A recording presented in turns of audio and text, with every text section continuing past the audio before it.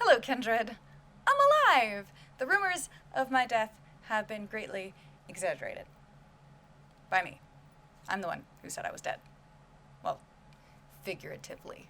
And I said it to my cat, so it probably didn't really start a rumor, but I have a hunch, I can't quite prove yet, that he's a real gossipy bitch, so you never know. My name is Kiri Callaghan, and today we're going to talk about dealing with anxiety.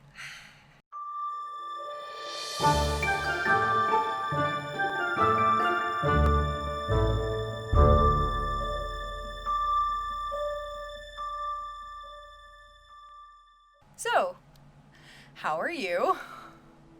If you're living outside the US, probably a lot better than we're doing, I hope. A good chunk of people just ignoring basic common sense when it comes to the pandemic, or claiming it's a hoax despite the hundreds of thousands of people who have died at this point, of all ages.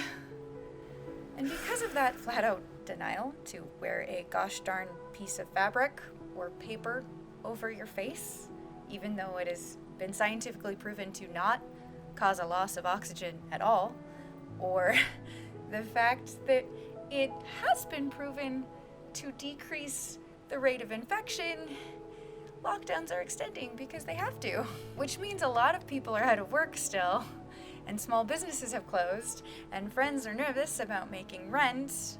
Oh, and apparently there are federal soldiers or agents or whatever you want to call them, I suppose, because they refuse to identify themselves, are not only picking up protesters, but anyone who kind of looks like a protester in the proximity of a protest. And that's just what's going on nationally.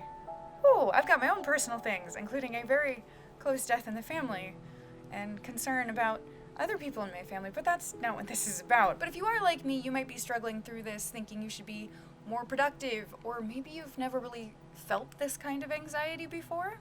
Don't worry, you are in relatively capable hands, for I have resting existential crisis face. Please remember, as we go through this, I am not a doctor or therapist, etc. I am merely speaking from my own experience and what has worked for me. Okay, moving on. And if you have never experienced a lot of anxiety before, or maybe you're just not experienced managing your own anxiety because now it's peaking and has become a little bit more unmanageable and is a lot harder to ignore, I figured I would share some things that work for me. I had a friend reach out actually asking some of the rituals and steps I do, so here I am now sharing them with you because I was like, hey, that's a good video idea, and I've been wanting to try to get back into the swing of things, and I've been having this lovely back and forth with my ADD and my anxiety of my ADD's like, I want to be productive and I want to do all the things, but obviously you can't do all the things. You get really exhausted and anxious because you feel inadequate, and so you end up doing none of the things, and then you feel really bad about doing none of the things, so then you go, I will do all the things, and it's this vicious cycle. It's just awful. So I'm getting out of it. Hi, welcome back to Monday. Okay. Apparently talking about my anxiety is a slight trigger for my anxiety right now. That's fun. First thing to remember is that we're all basically undergoing a level of trauma and essentially are in the survival mode. We've talked a little bit about survival mode in one of my Lore Olympus videos. I think it's the one talking about Minty. Yes, and how a brain in survival mode constantly is not good for you, but we don't have a way to really recover, so it's sort of just managing it because the trauma's ongoing because we're still in lockdown and nothing's really like resolved itself. Let's get down to the actual anxiety relieving part of this. For me, managing my anxiety always starts with breath control. We talked a little bit about this when we talked about anxiety symptoms that you might not really associate with anxiety. That so much goes back to the breath. Oh, yeah, just talking about this is giving me a weird amount of like, ugh. And how our breath sort of affects our brain and all of that fun stuff. So essentially, when anxiety gets a hold of us, or we even panic, we can take in too much air when we hyperventilate, and we're just sort of going, and you're not exhaling, or we end up just holding our breath for too long, which is also something I find myself doing without even realizing it, or we're doing both, double the fun. If you are at home, you can pull a little from the Alexander technique and get into a position referred to as constructive rest. Your back is flat on the ground, your arms are relaxed at your sides, palms up, your knees are bent, and the soles of your feet are flat on the floor. If you find you're feeling a lot of pressure on your tailbone, you might have to adjust your pelvis and your feet position. Just make sure knees bent, feet flat, back flat, and you shouldn't be feeling any discomfort in the tailbone. If you're out and about, that's okay. You don't have to lay down into this position. Just try to step somewhere out of the way so you're not going to run into the risk of someone stepping into you or whatnot, and you're just kind of a little separated from people, even more so than the 6 feet we're currently engaging in. And you're going to want to make sure you don't lock your knees. If you can lean against a wall, that may be helpful for you, and you will be able to do your own version of this process. First, you're going to start with an inhalation of 5 counts and an exhalation of 6 counts. A slight purse of your lips can help regulate that exhalation. It is important to note with this breathing that the breath isn't getting caught in your chest. Push it down all the way. Open up so you can feel it expand in your belly. This is the exact same sort of breathing you tend to have when you sleep. The reason you don't want it to sort of get caught in your chest is if you're not letting it drop down further. Up here breathing is often where you breathe when you're feeling very anxious. So sort of consciously dropping it down to the belly is extremely important in this breath control exercise. As you go, especially if you use your voice a lot and you're used to a lot of breath control, you may find you want to deepen this inhalation, and that's okay. Just maintain that rhythm. So if it's in for 7 counts, then it's out for 8, and so on. Do not overstretch yourself. This should be within a natural, relaxed rhythm of breathing. The goal being that eventually you won't have to actively think about this breathing pattern. It may take a while, especially if you're new to this, and that is absolutely fine. I've been doing this for years, and sometimes, when my anxiety is very high, it can still take what feels like forever for my breathing to regulate and feel natural. Closing your eyes can help with this, but if you're in a situation where closing your eyes might not be something you're comfortable with, a soft focus works. Let your eyes just kind of lose that hyper-awareness, almost as if you're sort of piloting your body from inside and took a few steps back from the view screen that is your eyes, if that makes any sense. If you need help with this, I found lighting a candle and watching the flame can help your eyes relax a little. After a while, once you're not concentrating so much on your pace of your breathing, you can engage in a little meditation. I imagine that I'm inhaling a golden light, and it fills my lungs, gathers up all the sludge of depression and anxiety, the tightness in my chest, anything constricting me inside, filling up all the way down past my belly button, and then it pushes all of that out when I exhale. I visualize this more and more so that as I breathe, I'm a little more free of that anxious, heavy feeling. I go through this process until I can feel my muscles relax a little. During this part of the meditation, as I'm inhaling and clearing out all the sludge and the ickiness inside, I focus on how my weight is distributed throughout my body. Where am I holding tension? Then I try to focus inhaling that goodness, that light, that bright golden happiness into those spots and really focus on relaxing them. Especially if I am standing, I try to breathe some of that light into my knees and just soften my knees just a little bit more and then center myself between my hips. Really just find that literal center. I consider how are the soles of my feet feeling on the floor. If you can do this exercise barefoot, this is definitely where I really prefer to do it that way, is just being really able to feel your feet on the ground. If I'm able to reposition my feet so that I feel more sturdy, so I feel more center, whether I'm standing or lying down, I do so. Then I start to imagine that my legs are actually tree trunks, and the soles of my feet can spread roots down into the ground. Really just visualizing roots growing further and further into the soil. I also really love to do this exercise outside if I'm able, because just hearing the sounds of nature around me really feed into this visualization. And remember, during this, you're still in for 5 and out for 6. Maintain that relaxed breathing. After I've assessed where my body is that day, and I'm sending energy through my extremity. After I've sort of assessed where my body is that day, or in that moment, I start sending energy out through my extremities, into the floor from my feet, through those roots, out through my fingertips, which expand like branches, out through the crown of my head as I really stretch. And then I ground myself in the moment by cataloging what I can sense around me. I pay attention to the texture of the floor or the wall, anything I'm touching, the temperature of the air, any sounds I might be hearing that are relevant to this exact moment in time. And the reason I do this is a part of my personal panic spiral involves heavy disassociation and spiraling into a lot of terror of what ifs, of what might possibly happen in the future. And the best way to sort of fight against that is to really focus on the moment right now. If I am currently facing a literal, tangible problem, an event or problem or issue has arisen and is in front of me, and that has caused the anxiety. When I am in a calm enough space, and after I have grounded myself in the moment, I can usually logic my way through that problem. Think over what I'm actually able to do right now. Literally, if I were to address this issue right now with my current capabilities, what can I do?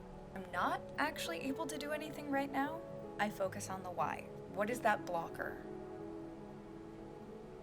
What is preventing me from acting? Am I waiting to hear about something? Most of the time, I have found a lot of my anxiety spirals are before something has actually become a problem. Like, I don't even know if it's going to be a problem, but the idea that it could become a problem makes me go, oh. So once I have established what I am actually capable of doing or solving right now, even if it's nothing, while I am still in this calm and centered place, I indulge one panic fantasy. And the way that I do this is I imagine that there is an avatar for my anxiety. She's a little demon, kind of cute, very neurotic, but that is my visualization of what my anxiety looks like. And I sort of disassociate from it while I'm in this calm and grounded place. And I sort of act like my anxiety's therapist or life coach. So I talk to this avatar of my anxiety, and we logically conceive what is the worst possible, albeit it might be unlikely, but possible scenario is. It has to be within the realm of actual possibility. For instance, if you're having job stress, it's highly unlikely your boss is going to have you murdered. So maybe that panic fantasy shouldn't be given really the time of day. And if you find your anxiety avatar kind of going off on a tangent, just gently bring them back. Note, in this exercise, if you find yourself starting to spiral again, focus on your breathing. And if necessary, go through the process we've already talked about of honing your breath and grounding yourself until you're able to maintain that. I have found in this process, imagining my anxiety as a separate entity is very helpful. When I'm grounded and centered, it's a lot easier to look at what my anxiety is fixating on in a very calm and detached manner. And I mean genuinely look at it. So going back to work troubles, if I got fired, for instance, for whatever reason, maybe my boss just doesn't care for me, maybe I didn't finish a project on time, what have you. Getting fired versus having my boss send an assassin after me is a far more possible, however unlikely scenario, because I'm actually doing quite well at my job. So my anxiety and I take a genuine look at what position that problem would put me in. Would I have severance? How much is in my savings? And then I look at the solutions and sit my anxiety down much the same way that my mother used to with me, and we make a plan together. And I let her have all of the moments of, what if this happens? And then that way, now that I'm in this grounded state and just sort of disassociating from my anxiety, I can have this sort of conversation of, hey, it's okay. because we're going to do this. And for instance, this plan for me would be I would probably have a buffer of maybe 2 to 3 months based on my time in this company and my savings. I will immediately use that time to focus on how I can adjust content creation to help supplement my income. I do work a side job right now, so I can ask if they have any more hours for me. Then I obviously would start applying with a minimum of 5 applications a day, work out first month of jobs, probably mostly just what I want. And then the second month would be a mix of jobs that I want and jobs that maybe I'm not really that keen on, but I'd probably be a shoo-in for. And then that third month would be essentially any job that would take me, even if it might put me in a slight health place, but that is a bridge to cross when getting there. Once I've had a conversation with my anxiety about the, albeit unlikely, tangible worst possible scenario, I often realize that the worst case scenario is something we can survive. Even knowing like, well, that's like the worst possible one, and I remind my anxiety, it's very unlikely it's gonna happen, but we can survive even that. So anything less serious than that, of course will be okay. And since we've addressed it, we can move on. And normally I find a lot more peace after that, because it's okay, I've got a plan. I've got an exit strategy if the worst possible thing happens. We're fine.